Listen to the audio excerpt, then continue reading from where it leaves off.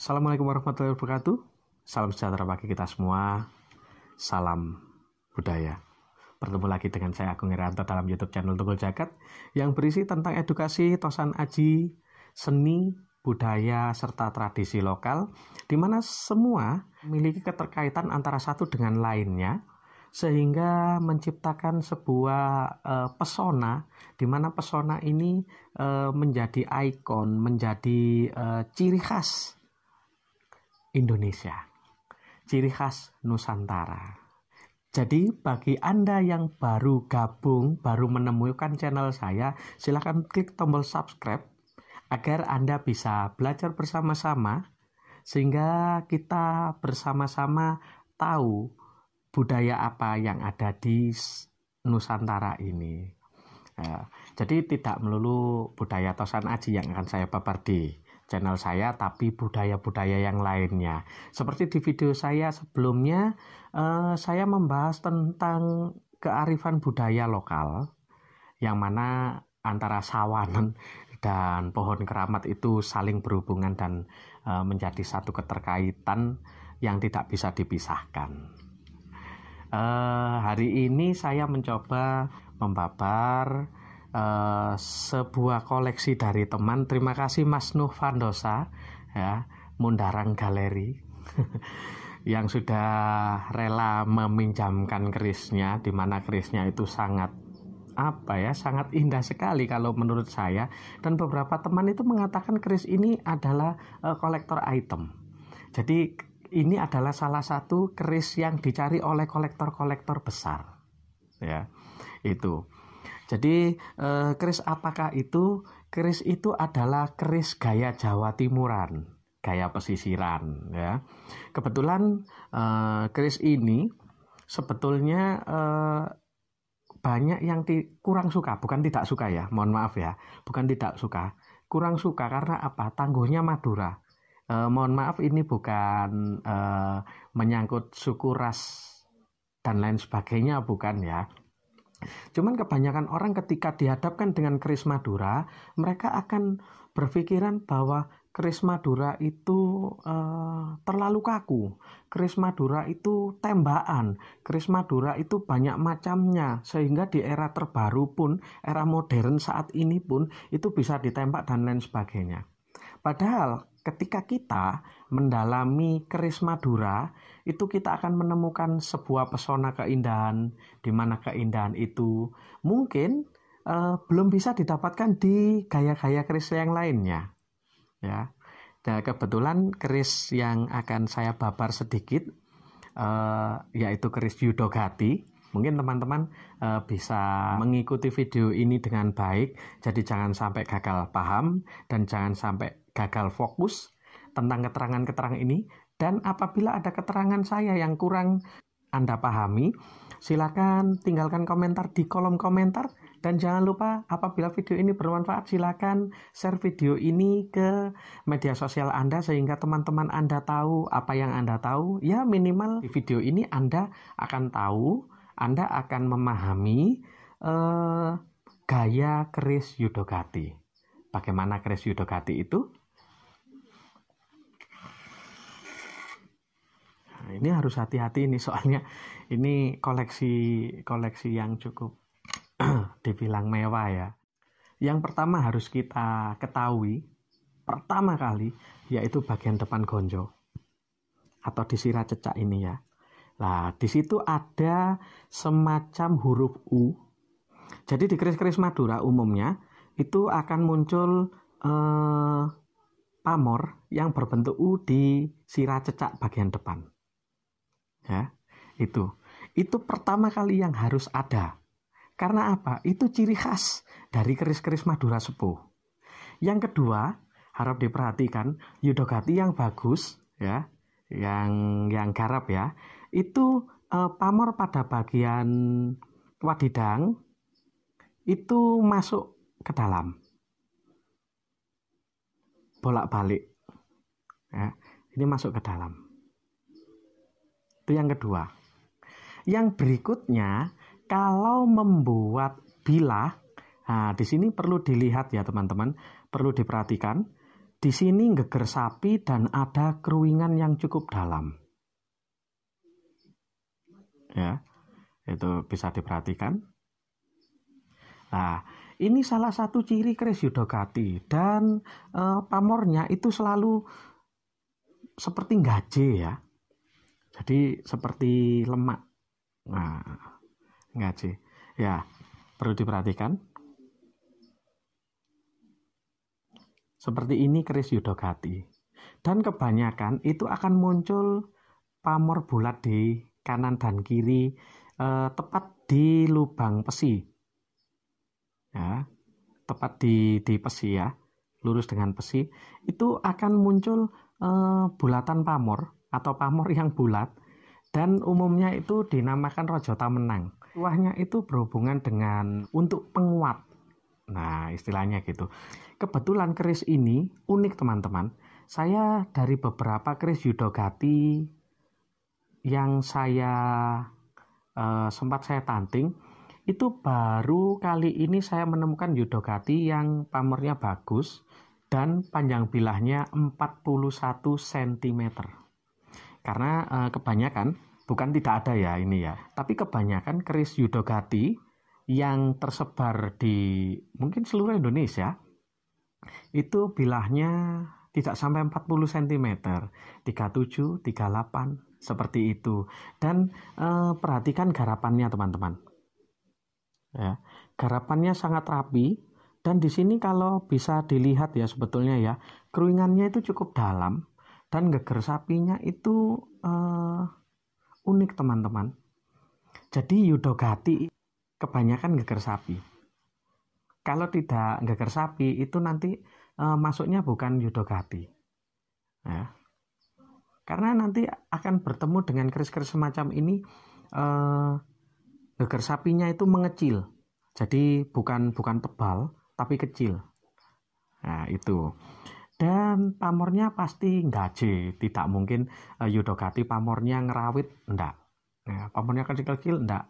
Kalau nanti ketemu dengan keris yang seperti Yudhokati dan pamornya ngerawit atau kecil-kecil, itu bisa jadi keris itu adalah keris Trisnogati. Ya. Dan perlu dilihat, ini sebetulnya pamornya. Mungkin orang menganggap ini pamor ngulit semongko. Karena kalau kita lihat, nah, ini seperti pamor ngulit semongko teman-teman. Tapi kalau menurut saya, ini nanti kalau keterangan saya ada yang salah, tolong tinggalkan komentar sehingga saya bisa menjelaskan kenapa saya mengatakan ini adalah pamor bukan ngulit semongko. Karena kalau pamor ngulit semongko itu harus ada bulatan-bulatan memanjang di antara pamor lain. Tapi karena keris ini di samping itu mirip dengan wengkon dan di tengahnya ada pamor bulat-bulat meskipun memanjang ya. Ini bisa dikategorikan ke pamor Wahyu Tumurun.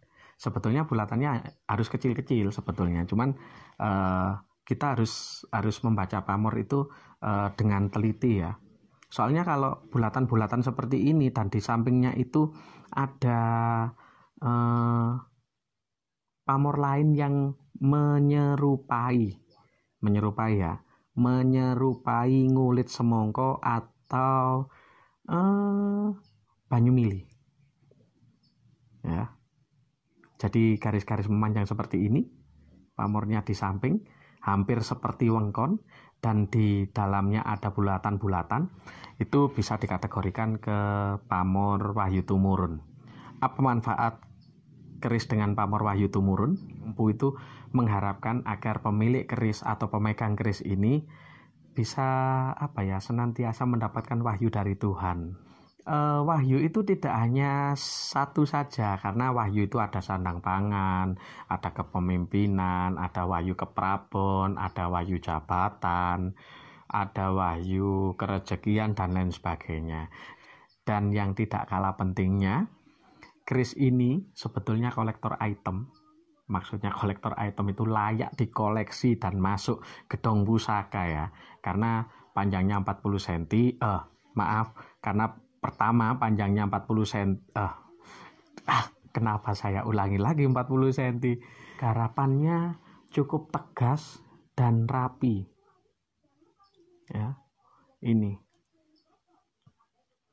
Jadi ini sebetulnya saya mereview kerisnya teman ya.